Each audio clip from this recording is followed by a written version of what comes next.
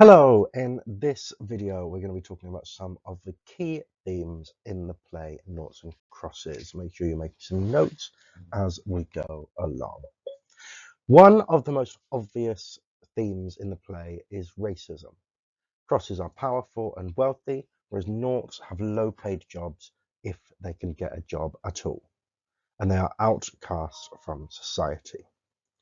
This is in contrast to how society has functioned historically. The play puts the black characters, Crosses, in power, and the white characters, the Noughts, as a lower class. You can tell it just through their names, Nought meaning nothing. Throughout history, white people have been seen to have more power. In South Africa from the 1940s all the way through to the 1990s, society was divided by apartheid, with black people being treated as less than white people.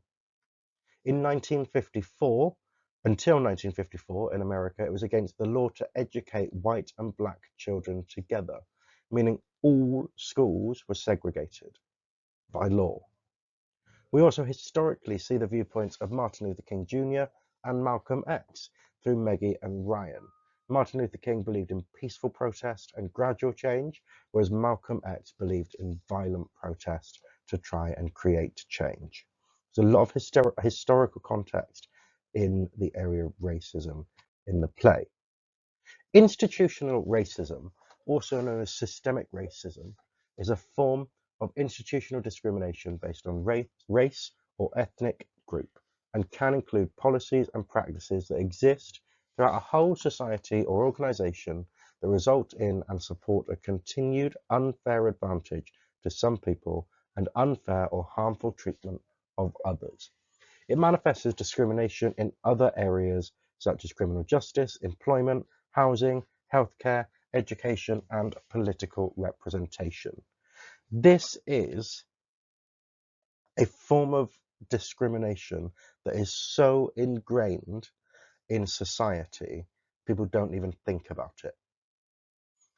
And because of that, people then grow up with that discrimination and discriminatory belief, but don't really realize. And we've seen this quite a lot in our society. If we think back to the Black Lives Matter protests, a lot of that came down to institutionalized racism that people weren't necessarily doing on purpose, but it was kind of ingrained in different societies. So they felt like it was a normal thing. We're going to have a look at this a little bit more in class. So, violence as protest and misinformation. Why does Ryan join the Liberation Militia? If you actually said something then, I'm really proud of you. But it's because he is angry and upset by Lynette's death. Right? He's angry, he's upset, so he joins the Liberation Militia. Jude can't get a job because of his skin colour, so the only way he can show some power is to use violence. The story doesn't tell us that violence is okay. And in fact, Mallory Blackman doesn't believe in using violence in protests. But it gives us an idea as to why people may be forced to resort to using violence to get their voices heard. This can be seen through people not having the correct information, not understanding enough to fully have an understanding. We see misinformation shared online all the time. For example, how many times have you seen a report or a TikTok telling you someone, a famous person, is dead, but they're still alive? It's misinformation, it's fake news. In the world of noughts and crosses, technology isn't as advanced as in our society, so it's harder for characters to fact check or educate themselves. Perhaps this is intentional. The ruling classes have gone, actually, we don't want people to see this, we don't want people to know this. But it's a fact that these characters aren't able to check things. They don't have phones. The internet isn't quite as good. If it's set today, we can see that their technology isn't up to where ours is. Identity. Identity is a key theme in the play. It is clear that Callum and Seffi's friendship worked because they see each other as more than just their skin colour.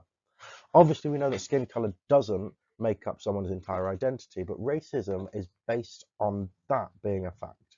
So racism only really works if you go, your entire being is based on your skin color. Their maturity and blossoming love is an ideal in a far from ideal world, showing that the younger generation has power and maturity to move beyond the small-mindedness of their parents.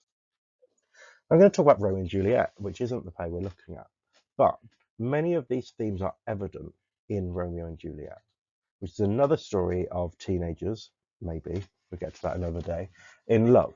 Noughts and Crosses adds an element of racism and updates the story. But there are many similarities, and if you've read Romeo and Juliet, you'll see those similarities within Noughts and Crosses. The romance in both stories challenges social norms. It shows that the younger generation perhaps have more influence and maturity, putting aside social barriers. It's the same idea. It's the younger generation going against their parents' wishes. Now, they are some of the key themes in the play Noughts and Crosses, which we are going to be exploring more in our next lesson. So make sure you're bringing some notes, make sure you're bringing some ideas, and if you haven't, make sure you've read the play. Thank you. Bye-bye.